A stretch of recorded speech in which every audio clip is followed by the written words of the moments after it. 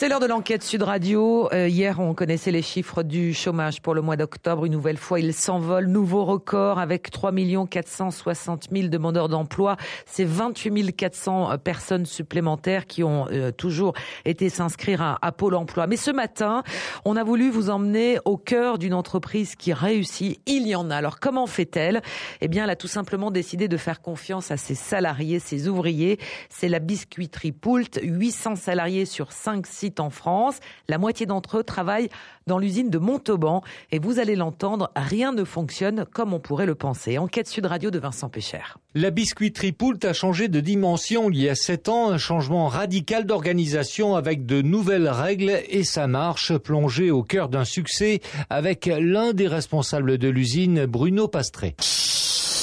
Bon, chez nous, le titre de directeur, il a disparu, donc on est des animateurs. On dirige personne, c'est tout le monde qui prend les décisions. Tout récemment, on est en train de se remettre en mouvement pour réorganiser notre usine de manière à aller encore plus loin dans l'autonomie des salariés, dans les prises de décision collectives. Fini les intermédiaires et les contremaîtres, tout le monde est responsable. Si vous voulez, avant, les gens qui faisaient, il fallait tout le temps qu'on les encadre, qu'on les contrôle.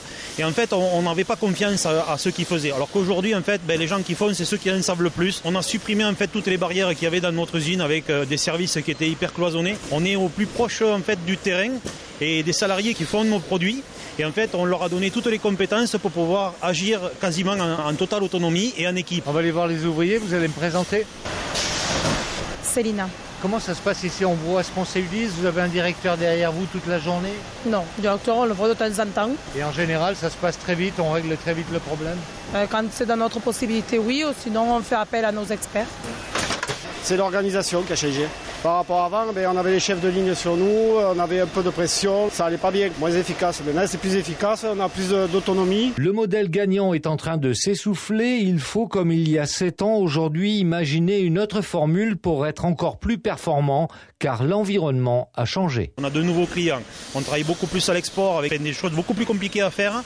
Donc du coup, aujourd'hui, on a une configuration qui est pas celle d'il y a 7 ans. Donc il faut qu'on se réajuste et qu'on réajuste notre organisation en fonction de la configuration. L'entreprise veut grandir plus vite avec des ambitions, doubler le chiffre d'affaires en rachetant des usines au Brésil ou en Chine, passer de 190 millions d'euros en 2013 à 400 millions d'ici quelques années. Enquête Sud Radio de Vincent Pécher, étonnant ce fonctionnement. Quand on veut, ça marche. Absolument, et chacun sait ce qu'il a à faire et un chef qui est appelé animateur, c'est à retenir notamment.